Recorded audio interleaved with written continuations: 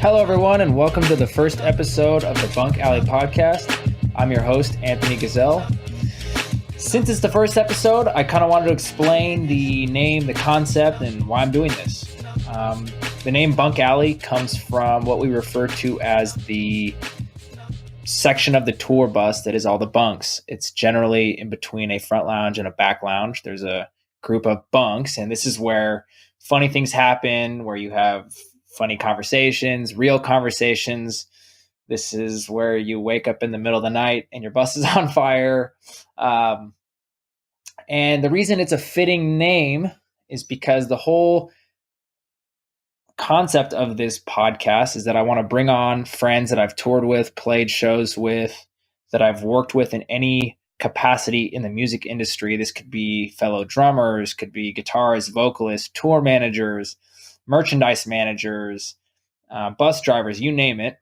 I want to bring them all on and share stories not only about touring, but about real life, because as I've embarked on this journey of, being a touring musician, I've realized that, you have to have a life at home as well. Like your whole life cannot be touring. Nobody tours 12 months out of the year, every single year. So I want to talk about real life. I want to talk about music and everything in between. So before I go any further, I wanted to thank my roommate, Dylan Green. He helped me with my branding, my logo. Super awesome dude. He does that for a living. So his Instagram is at Dylan Santos Green. I also wanted to thank my friend Marcus Medeiros. He made the intro track for this podcast. He's a producer friend of mine. And actually, both of these guys are two of my best friends. And I'm thrilled that they want to help me out with this creative endeavor.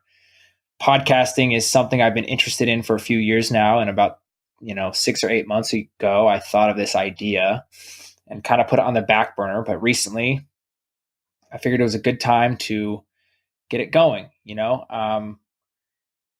You get to the end of a tour and you tell your friends, hey, oh man, awesome tour. Can't wait to catch up with you next time you're in my city. I'll see you then. I'll see you on that tour, whatever. And the truth is, we're all friends, but we don't see each other very often. And we follow each other on the internet. We might text each other here and there, but it's rare that the phone gets picked up and we get to have cool conversations and actually catch up about life. So I figured, why not do that and record it and share it with you guys, because some of the people I'm going to bring on here might be your favorite musicians, and they are human. I'm human. And we're going to have a good time. So a little bit about me, since it's the first episode. I want to get this out of the way now so we don't have to talk about it too much later. But again, my name is Anthony Ghazel. I'm 27 years old. I grew up on a small island in Washington State called Orcas Island. Started playing drums when I was about 12 or 13. I taught myself how to play. I never took lessons. I graduated in a class of 22 and then went off to a major university, University of Washington, where I studied business and got a degree in marketing. I went there for 4 years and barely played drums during those 4 years. It was a tough time. And I graduated in 2012 and started working in sales shortly thereafter. I spent pretty much all my free time trying to get better at drums, making YouTube videos, because I had this dream of touring the world and playing music for a living. It's been a wild ride.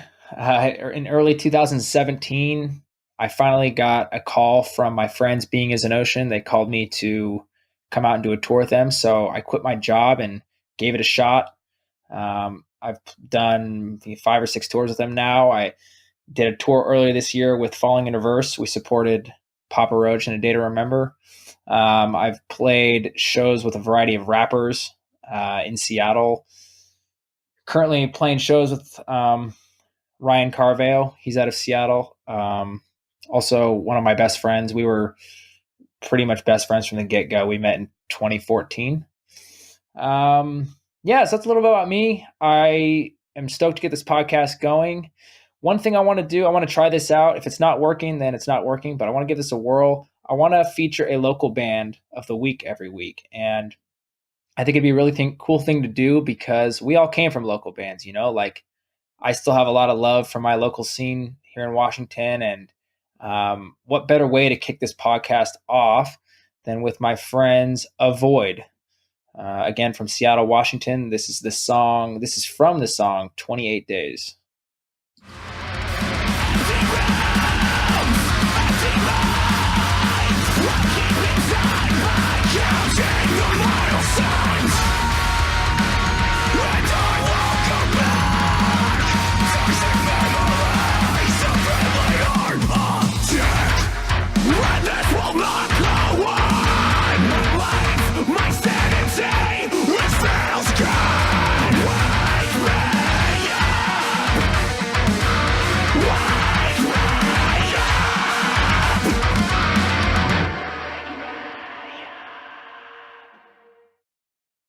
Again, that is a song 28 Days by Avoid. You can find them on Spotify. And on that note, send me your favorite local bands from your scene. You can find me on Instagram or Twitter at Anthony Ghazel. Shoot me a message and say, hey, check this band out. And I'll decide someone to feature every week. I think it's going to be really fun for everyone. And hopefully, this podcast does well and it can bring light to some bands that deserve it. And also, I'll be answering Twitter and Instagram questions at the end of every episode after I have my guests on. So those questions should be directed at me. If you have any, keep them interesting, keep them fun. I want to keep this as cool as possible and engaging as possible. So that being said, I want to introduce my first guest, a really good friend of mine, an amazing drummer, really good guy. Here's Denis from Beartooth. Hey, what's up, Connor? How's it going? Good. How you doing, Anthony? Doing great, man. Doing great. Welcome to the Bunk Alley podcast. This is the first episode. And before we get started, is there any news you'd like to share with the audience? New albums, tours coming up, anything music related that you want to share? Yeah. Well, I'm stoked to be the first guest on your new podcast. And Beartooth has a new record called Disease coming out in September. I'm blanking on the exact date that it's coming out, but sometime in September. And we have a U.S. headlining tour that we're doing that starts on September 14th, I believe. And it's real long and it's pretty much hitting every city you can imagine in the States. So for anyone listening, I'm sure it's coming. I'm sure it's coming near you, and hope to see some of you guys at a show. Hell yeah, that's with Knocked Loose and Siler. Yeah, Siler. Yeah, that's what it is. Hell yeah, that'll be a lot of fun. So I'm pumped on that lineup. That's all awesome. of us, we all love Knocked Loose, and we all love Siler, and I think it's awesome that it's only a 3-band lineup. I know that's like kind of rare these days, like to have such a small lineup on a tour, but I think it's really cool. Like it's a short enough show that people won't be completely exhausted by the time we play, so I think it's no cool. kidding, man. Yeah, I'm a big fan of small bills. You just got back from Europe, right? Is that correct? Yeah, we got back like 2 days ago, so I'm actually still a little bit out of it, to be honest with you. Yeah, you're in Nashville right now, right? Did you just moved there a few months ago? Tell me a little bit about your move to Nashville and what your kind of, I know you grew up in Florida, but like what your sort of goal was in moving to Nashville and what did you buy a house? You renting a house? Yeah, so I moved to Nashville in January, and I actually did buy a house out here. Like you mentioned, I did grow up in Florida, and I love it there. Like anybody who follows me know I'm obsessed with where I'm from, and of course I miss it. But as we all know, Nashville is like really growing right now, and it's a really popular place to be. And for me, I always felt like when I wasn't touring and I was at home in Florida, as much as I had a great time hanging out with my friends and whatever I was doing in my spare time, I felt like I wasn't really able to progress my musical career out there.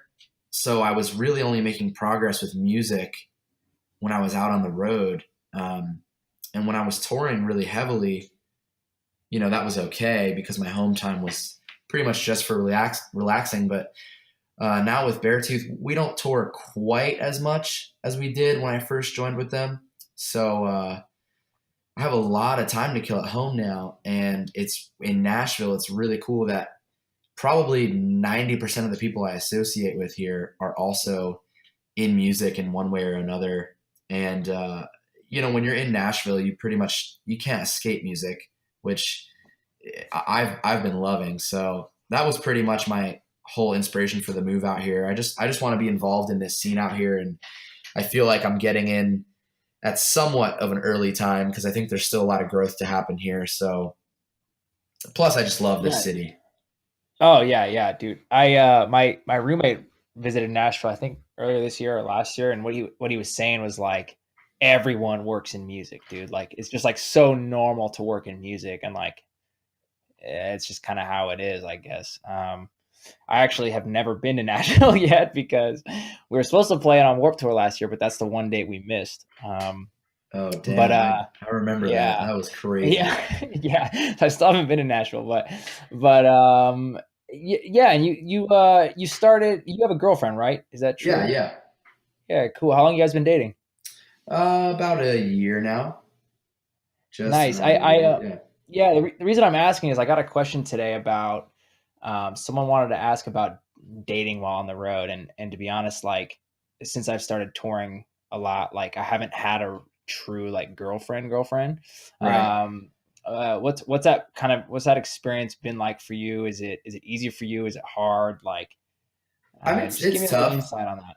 It's what you would imagine. I think it can definitely be tough, but I think something that's cool to do is like we just did Warp Tour, and I had her come out for and ride with us for a few days, which was really cool, and um, almost like a little vacation. And I mean, it's tough. It's pretty much what you would imagine, Yeah, it's but not easy, especially when you're in Europe and you're like, 9 hours ahead. And so like yeah, you finish up a show and it's like noon or whatever, or like 2 o'clock PM their yeah, time, and then yeah, you have to go to bed and then you wake up and they're asleep and like the yeah. cycle continues. It can be weird for sure, but I think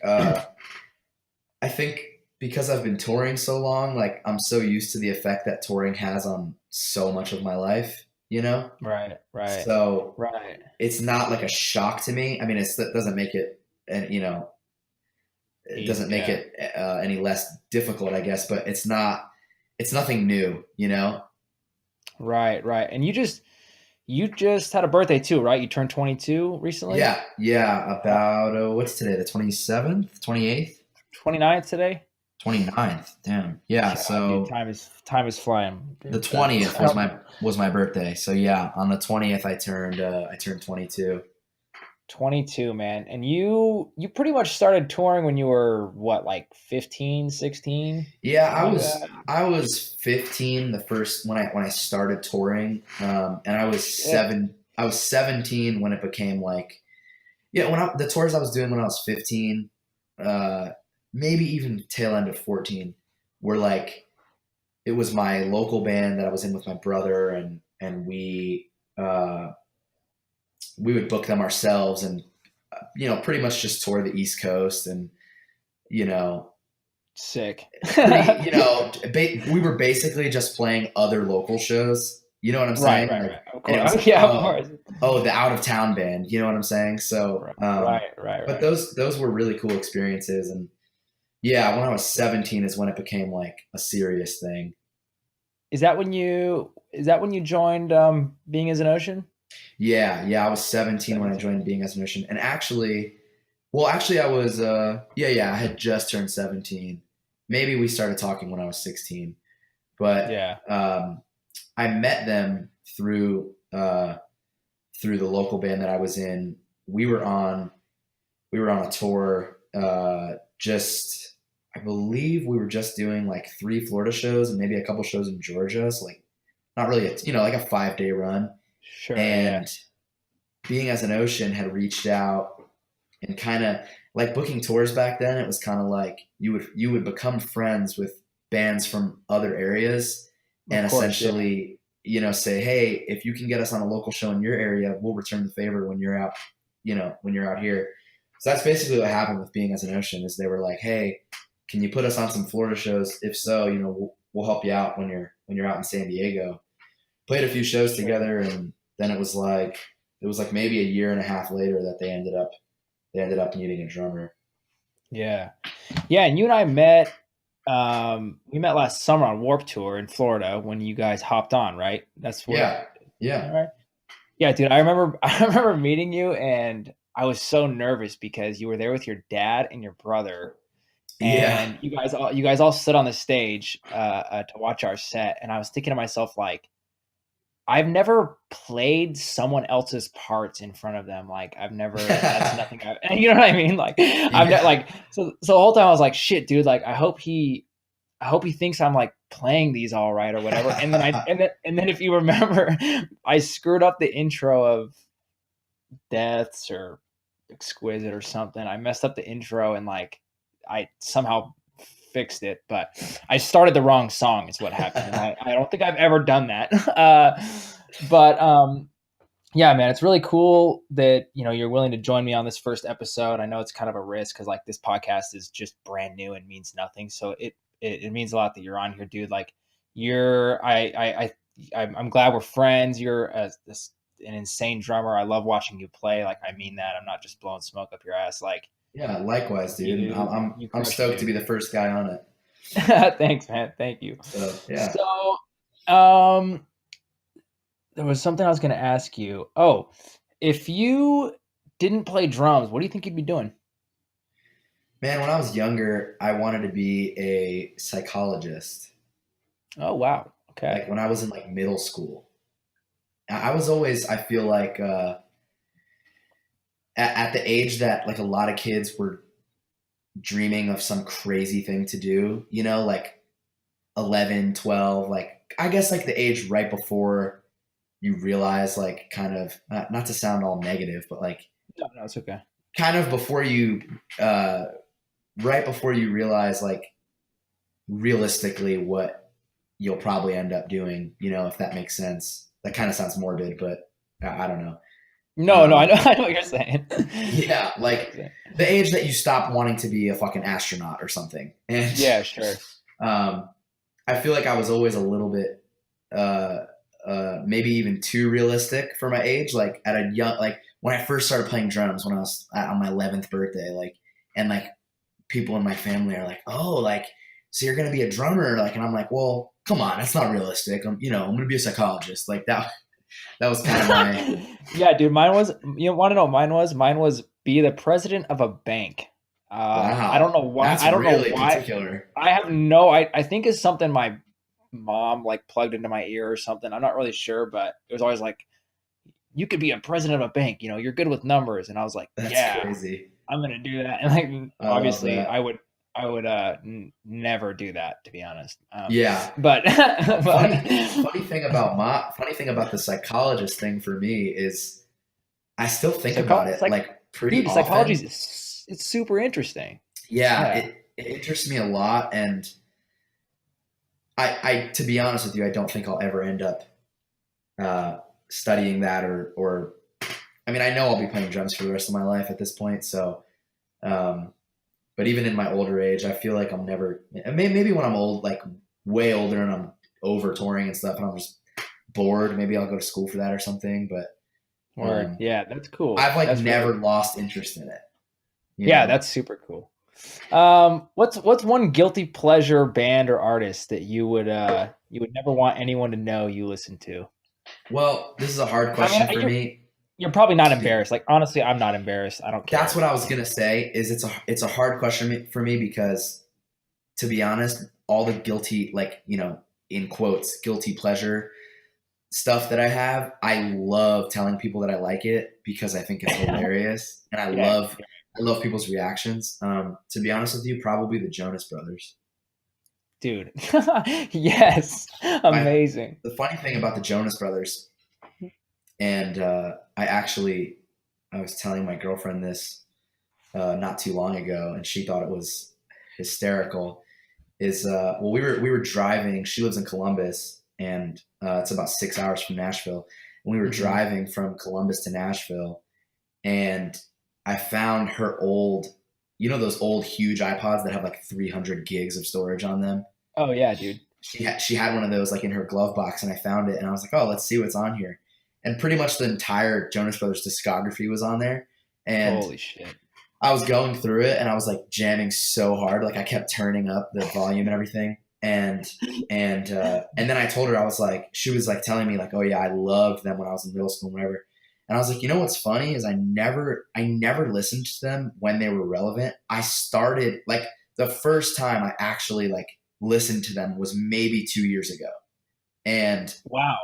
I don't Wow. know why I listened to them. Maybe a friend played them or something, but someone put it on, and I was like, holy shit, these are just amazing like pop rock songs. Dude, they write incredible songs, and like, yeah, that's awesome.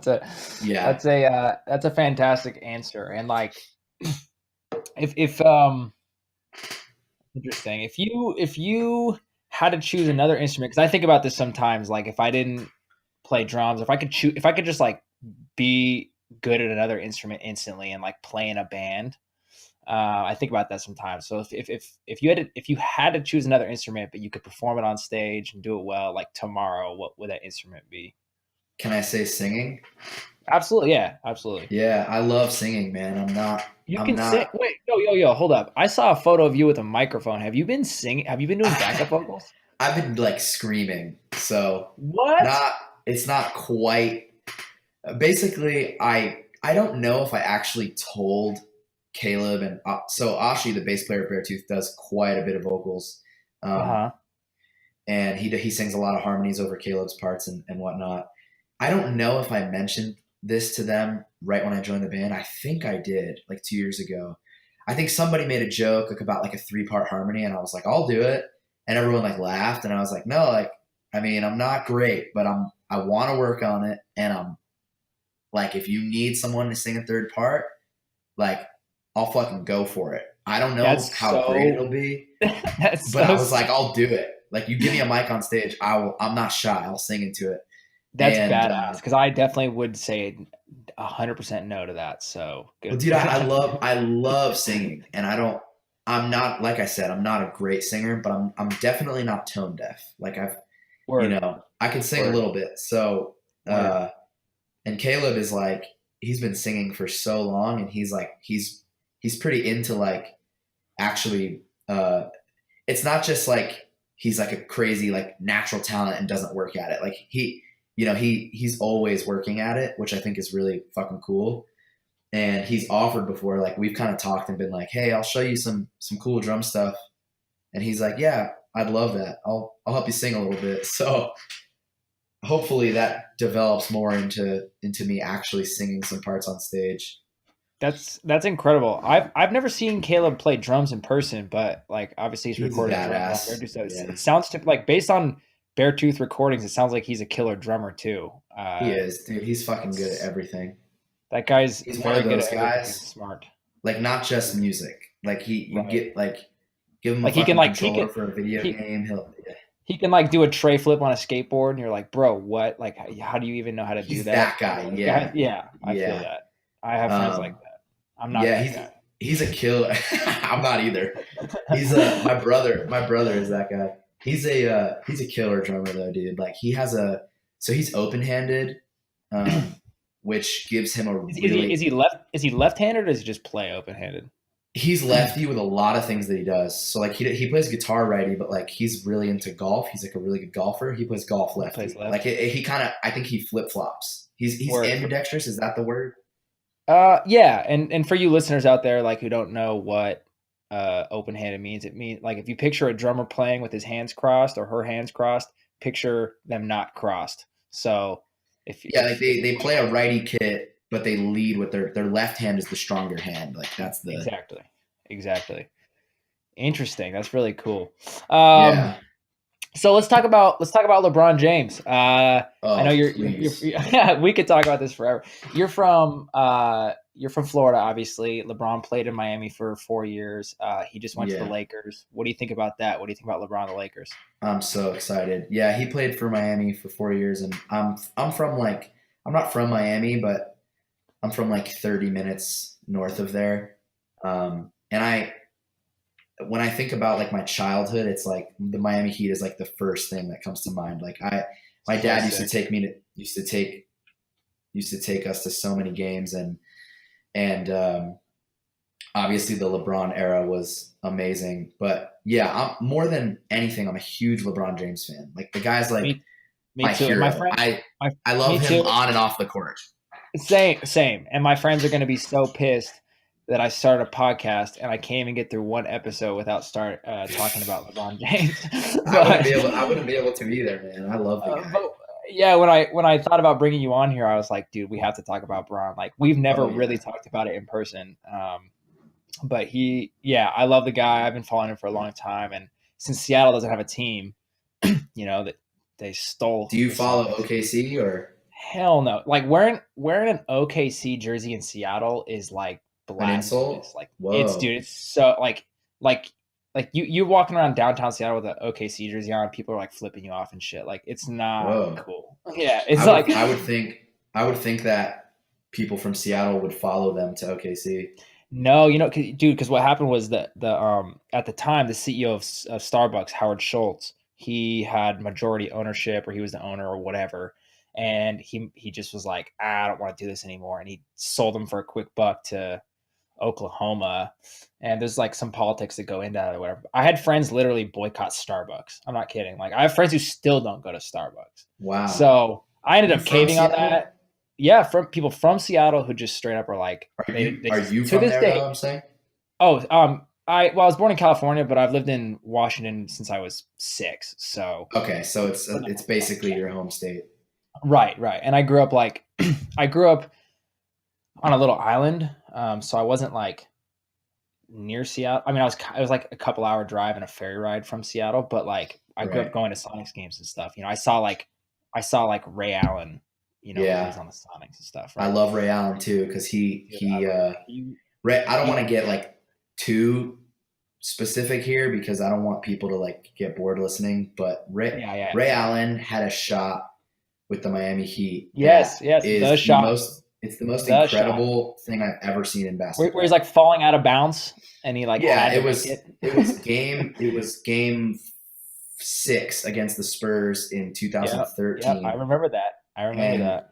LeBron shot a three to tie. They were down three, so they had to make a three to Yes, tie, not even yes, to win. yes, And yes. LeBron shot a three to tie, and he missed it. And Chris Bosh got the offensive rebound, and he threw it. I don't know how he got that rebound. I don't know how Ray Allen was open, and I don't know how Chris Bosh saw him open.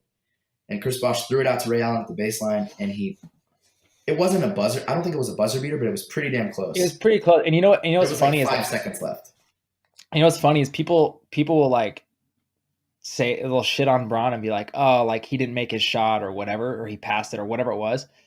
But Braun dropped like 40 that game or whatever. Like he went off that Right. game. So it wasn't Well, they can't LeBron can never do enough. I mean, no, that's just I know. when you're that great, like there's gonna be so much hate that comes along with it. It's just you Totally. just have to accept it. Totally. All right, we'll stop talking about basketball because you and I could go on that about that. I know we could go on about that It's forever. a dangerous topic. Yeah. Yeah. So, say you're bored and you pull up YouTube and you go to watch some drum videos. I mean, if you're anything like me, you watch way too many drum videos and like you do it most days. Oh yeah. Who are you watching? Who are you pulling up and watching? I would say Alon Rubin, but I've exhausted him because I've seen not exhausted him. It's not like I'm over watching his videos. I could watch them. No. I'll never get tired of them. Yeah, same. However, I've watched literally like anything about him on the internet. I've read it. I've watched it. I've whatever it is. I've seen it a million times. I So love it's that. like I do on YouTube. You can filter something to you can filter your search to the upload date as opposed to Oh, like of the course, of popularity. course. Oh So yeah. I'll just type in his name and I'll do that and be like, is there anything new? And I'll find like really shitty like like, people upload like 30-second cell phone video of a Nine Oh, Inch Nails show, yeah. but I will be like, oh, a new La Rubin video, and I'll watch it. Dude, I've But done that. There's one or two drummers I've done that for, and I'm almost embarrassed to admit it, just because I'll probably end up bringing them on this show. But but I've definitely done that, so that's awesome. yeah, and it's like lately, I'd say, to be honest with you, the thing I search probably more than drummers is like gear related stuff. Oh, cool, As cool. much as I'm into playing, like I'm a Yeah, you're like, dude, I love that about you. You're like me. Like you're a gear nerd, dude. Like when we first yeah, met, we were like, all we were doing was talking and like looking at each other's drum sets and like yeah, acting hella yeah, weird with each other. It's actually dude. like on I that. Yeah, go Go on. ahead, go ahead, I was you gonna say go. along those lines, like what's your? I want to talk about gear, but like there's drummer podcasts that talk about gear and like they can do that. I don't really want this to be like a drummer podcast, but on that note, there because you're on this and I'm a drummer, like I'm sure a lot of drummers will be listening. And what is your favorite like? What's your all-time favorite symbol? And I know it sounds like it's kind Oh, of a dumb question, easy. but I think it's No, it's cool easy. because yeah, okay, go ahead. I mean, if I can only give you one, I would say the You have to give 15 me inch. one. Yeah, I would say the 15-inch K light hats. Yeah, Um, of but those course. are hi hats, so that's probably No, not that the counts. answer. That counts. People No, are no, like, that counts. yeah. No, that definitely counts. That definitely counts. I would also say the 24-inch K light ride, Yeah, because unreal. I actually have a joke about that symbol. Well, I have a joke about that symbol with a ton of drummers. However, one in particular that we joke about it all the time is Jesse Shelley, which is funny because all three of us have played for Being as an Ocean. Dude, I wanted to do a But podcast where I brought you and him on, maybe like oh, 50 one day, episodes, maybe like 50 because I want to bring him on individually, right? But then maybe like if this is working out and it keeps going, maybe like 50 episodes down the road, because you can add a third caller to this. So like we'll that'd be all cool. three come on, dude. That'd be a lot of fun. Yeah, that'd be sweet. But Jesse and I, like, we talk about gear. Like, I don't know, he'll just randomly text me, and we'll text for hours about certain gear.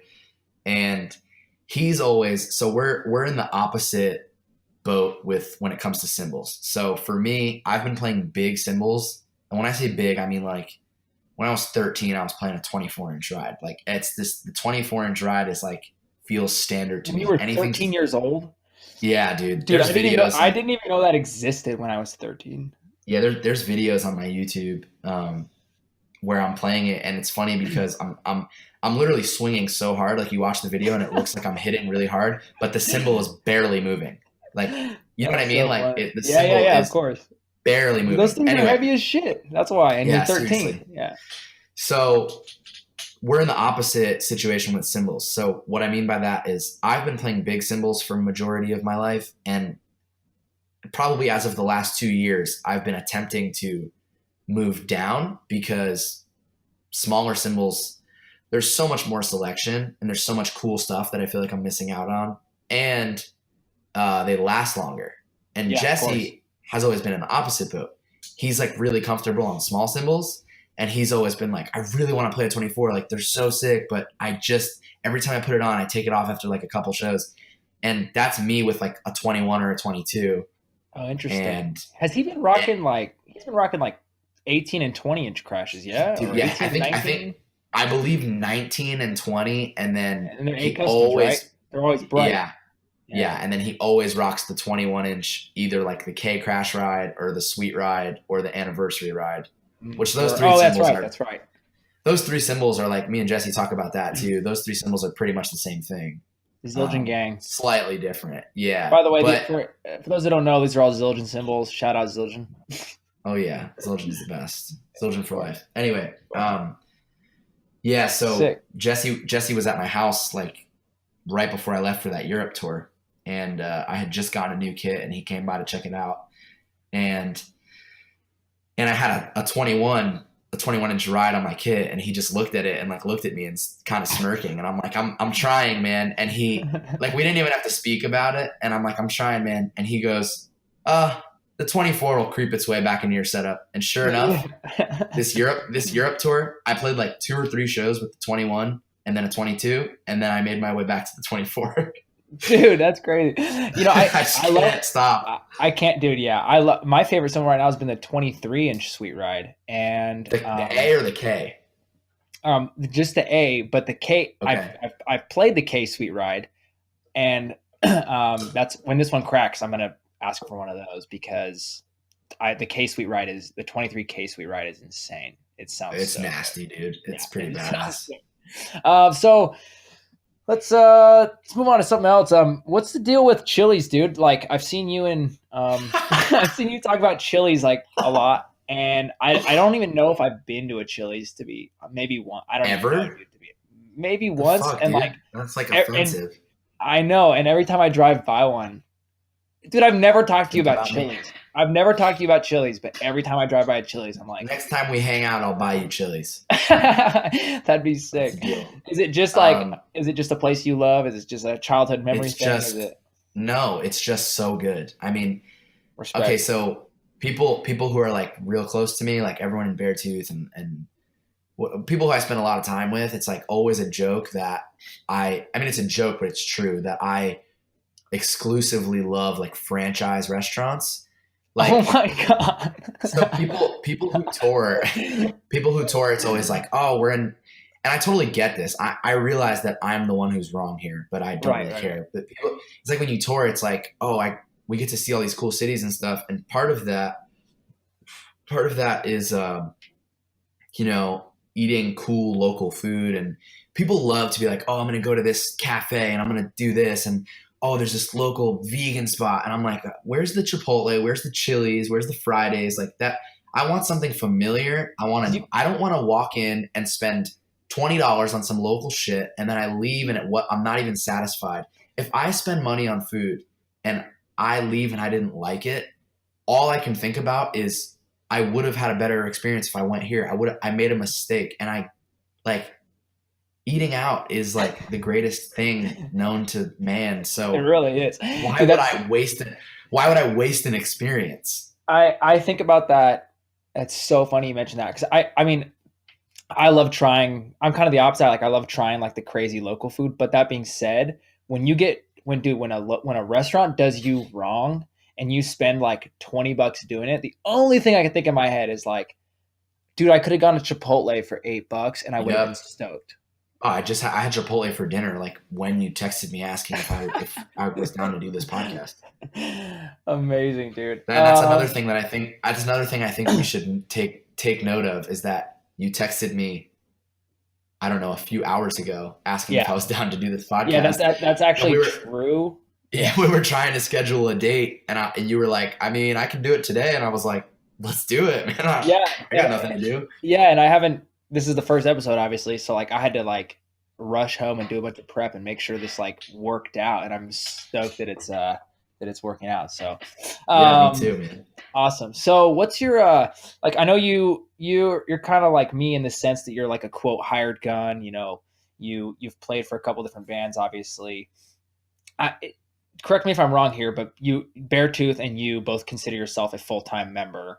Um As of very recently, yeah. as of very recently, correct. So, and this is no disrespect to Beartooth or any other band you've played with, obviously, but like, what's your dream gig? Like, if you could play for anyone on Earth right now, if a band called you up and said, "Hey, can you come do a tour with us?" Like, who would that band be? Uh, like a band that currently exists. Currently exists any band that currently exists that Oh, dude, you'd be like excited if they called you. it's like such a cliche answer. Like you can probably guess it first try. I honestly don't, dude. I have no idea because I don't even know. I haven't even really thought about this. This question popped into Oh, my head like right after I texted you. So I think about this all the time. I'm like a little kid. I dream about playing with my favorite bands, okay, okay. and like you said, I love playing for Beartooth, but I mean, my dream By the gig way, probably wait. Before you say anything, okay. you're perfect for Beartooth. I mean, like, Oh, thanks, man. yeah, for real. Like, I really mean that. Like, and if I anyone out appreciate it. there, like, if you're listening to this and like you haven't seen Beartooth, go check them out on that tour. Like, if you're one of those kids who thinks you're too cool or whatever, and you like don't like Beartooth, like, go watch them. They rip. Connor smashes. Like, it's sick. Like, Beartooth is sick, and I will not stand for anything otherwise. So anyway, go Well, on. thank you. I Yeah, of appreciate course, that. of course. Yeah, my easy answer is Foo Fighters. I mean, we Oh, all. okay. That's why Yeah, I said it's obvious. I mean, that is, here's the now that thing. you say it, it's obvious, but I mean, here's the thing. If you like rock music, like then you love Dave Grohl. I of mean, that's course, just a of fact. No course, one doesn't like Dave Grohl, of and course. especially if you're a drummer, it's like the guy is name a remotely rock drummer. Like they don't even have to be a rock drummer, but somewhere in the ballpark of rock music.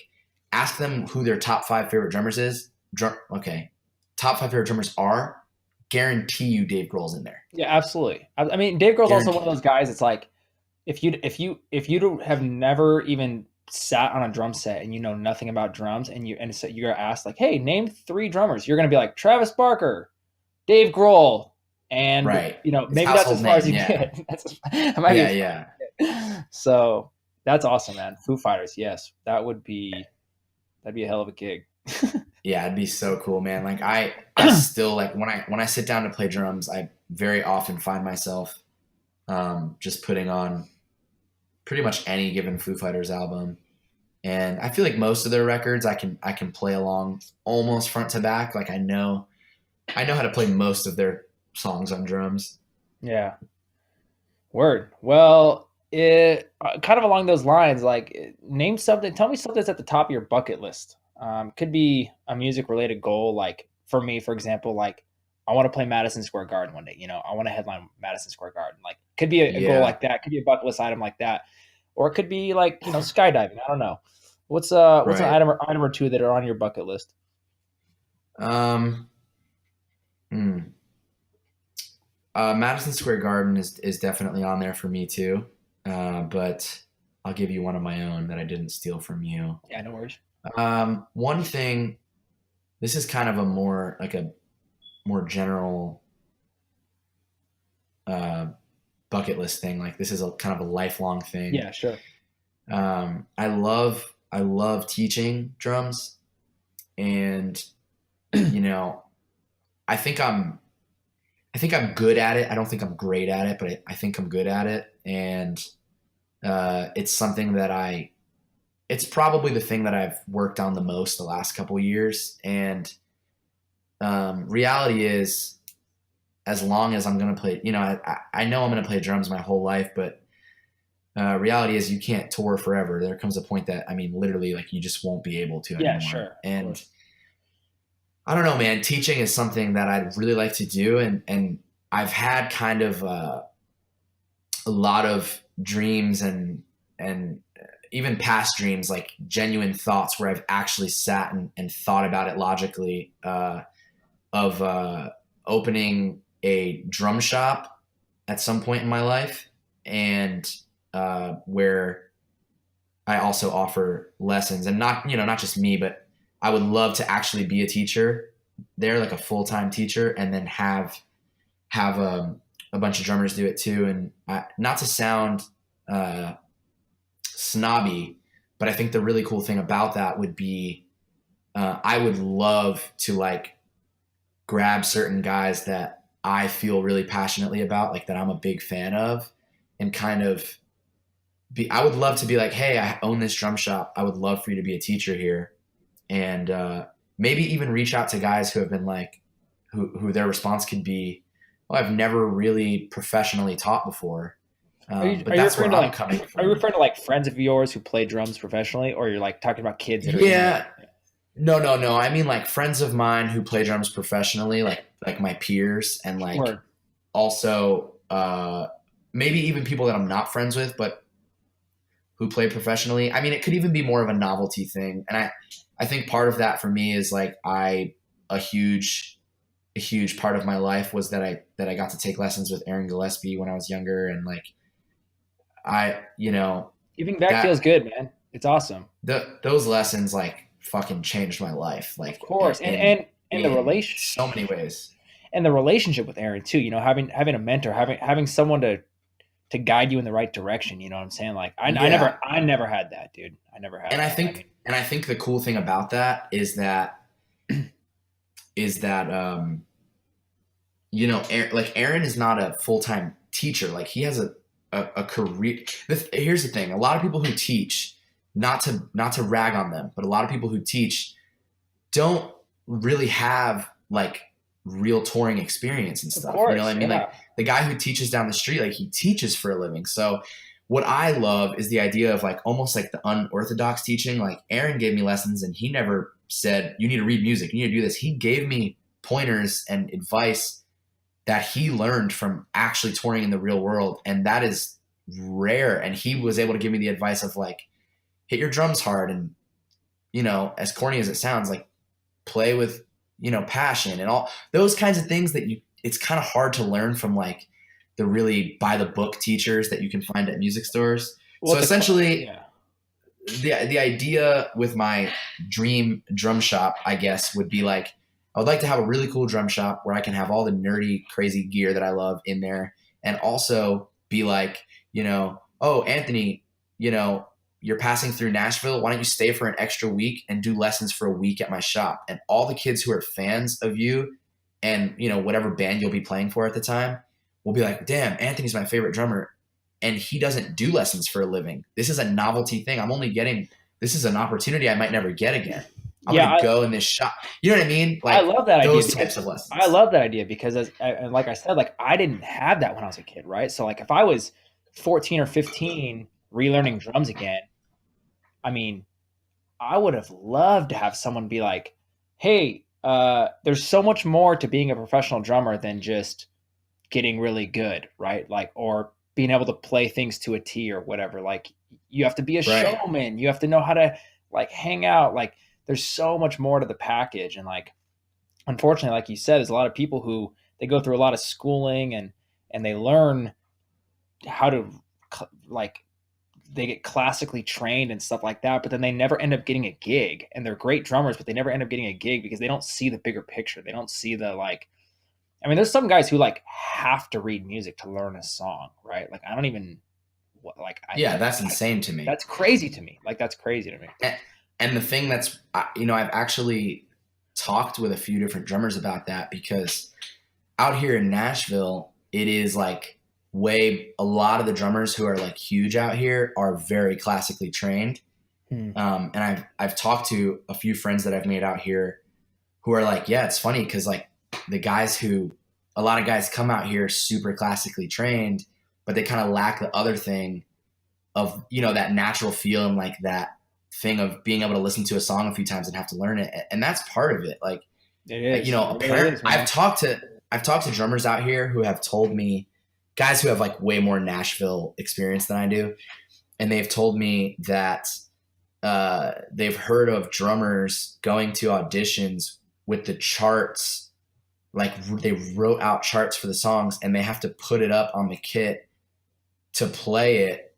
And then they want to do that at the show as well. And the artist is like, you should fucking have the material memorized by now. Like if you want to write charts to help you learn it at your house, great. But you can't show up to a gig doing that. Yeah, I mean, that's could you imagine? I can't even fathom that. I don't even know how to even think about that because everything I've ever learned has been by ear and watching YouTube totally. videos. So like I've no And I think idea. that's a amazing skill to have. Like reading music is It's very yeah, useful for sure. Sure. However, you got to learn to have both skill sets for sure. Absolutely. I mean, I wish I could read. I can't read music. I can like a little bit, but I can't like sight read. I'm the same way, dude. I'm the same way. And I wish I could read better, but actually, I don't know. Maybe I even don't wish that because it's like I don't really care. If I cared, I would have learned it, right? I'm that kind of guy. Right. If I care about something, I'll go learn it. But I just And don't. if you learned how to read music when you were first learning how to play drums, don't you feel like maybe it would have sacrificed some of the feel that you ended up developing and the personality? Man. For sure, absolutely. So we gotta wrap up here, but I want to end on one last question. We got a couple minutes to answer this, but we'll try to keep it short. But so as you said earlier, you started touring when you were 15. You joined Being His Notion when you were about 17-ish. If you could go back in time, now you're 22. You've toured all over the world. You're playing in Beartooth. if you could go back in time to your 15, 16, 17-year-old self and give yourself advice, what would you say? Relax. Word. That's it. Just chill out and worry about today and right now, and stop worrying about 5 years from now, 10 years from now. Oh, if I do this, how is it going to affect, you know what I mean? It's like, I'm very much that type of thinker by nature. And it's something that I've worked on a lot and definitely, um, progressed with is just relax, worry less, and just do what you're doing. Worry about right now, because when you're worrying about the future so much, you're not present in the moment, and you're not.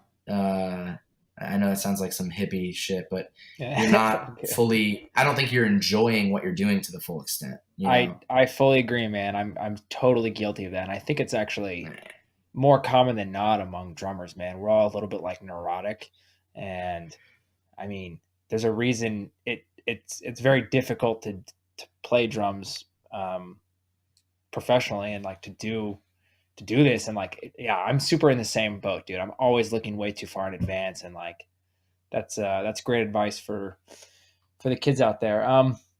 Anyway, man, thank you so much, Connor. Thank you for coming on. Like, it means the world that you agreed to this first episode, and good luck with everything. You know, you can always call me or text me, and like I said, we'll probably have you back on, later once this thing's off the ground. Yeah, hell yeah, dude. Thanks for having me, and same to you, man. And I know you've never been to Nashville. I know we talked about it not that long ago, but We did. I mean, if you dude. ever, I'm still thinking about. I mean, I'm still thinking about moving because it's interesting you said all that about moving to Nashville because I've been looking at LA and I've been considering Nashville as well. Like well, just come to check sort it of out, man. Like I'm, it's a real invitation. I mean, come stay at my house. We'll play drums. We'll eat some very bad food. I you'll buy mean, me good food, but you'll buy me bad for Chili's. us. Oh, we will eat Chili's, dude. Don't We're you worry going to about that. Chili's, baby. I got to That's try that happening. out. All right, man. Thanks a lot, dude. We'll talk soon. All right. All right. Okay. Yeah. Take care, man. Yeah. Take care, man. All right. Bye bye. All right. Thanks for listening to the first episode of Bunk Alley. Thanks again to Connor Denis from Beartooth for joining me at the start of this adventure. This is a part where I'll be answering Twitter and Instagram questions. It could be one, it could be a few. But today I have one from Casually Content who hit me in the Twitter DMs. Hey man, I've been drumming for 2 years now, and I was wondering what it takes to get into the industry when it comes to being one of those quote hired guns. I know I just have to keep practicing, but when it comes to starting off from scratch, how were you able to put your foot in the door and make connections with artists and or labels? I want to be able to tour with artists and bands that need drummers on the road, but I also would be interested in being a drummer for recording studios, as well as maybe even drum for various SoundCloud rappers, since it's not widely a common position in that music scene. I feel like I can take advantage of that opportunity. I'd appreciate your feedback, man. You've been a huge influence in not only my drumming, but how I want to use it as a potential career. First of all, thanks a lot for the kind words. That means a lot that you care, man. That's really cool. You've been drumming for 2 years. I think at this point, what you need to focus on is practicing a ton and playing any shows you can play. Like I did not grow up in a place where I didn't have a local scene when I grew up. So between the ages of when I started at maybe 12 years old to when I was in college and joined my first like true local band when I was 20, I think I was 20 when I joined my first local band. So between age 12 and 20, I maybe played 5 shows. Okay. And if I could go back, like I would have been playing way more shows than that. I mean, like I said, I grew up in a place where that wasn't really an option, but that's where you learn everything. You learn by doing, get out there and take whatever gig you can, learn how to carry yourself at a venue, learn how to talk to front of house engineers, learn what sounds good drum wise, because I don't know where you're at right now, but like at 2 years of playing drums for me, my gear was not pro level. So that would be something to think about here soon if you don't already have pro gear, because that's extremely important. And just keep practicing and playing gigs and think about the next move, right? Like look at your favorite drummers and see what they're doing. That's what I did. And, if you keep working at it, it's not something that happens overnight. It's not something that happens in 1 year. Like this is consistent life choices over a long period of time. You have to make drumming your whole being and life. Like when I went to buy a car, when I had my first like job out of college, I like made sure I had a car that could fit all my drums in it, right? And like I would never consider moving somewhere if I don't have a place to put my drums. Like that's just not an option to like having living in a place where I cannot set up my drums is just not an option.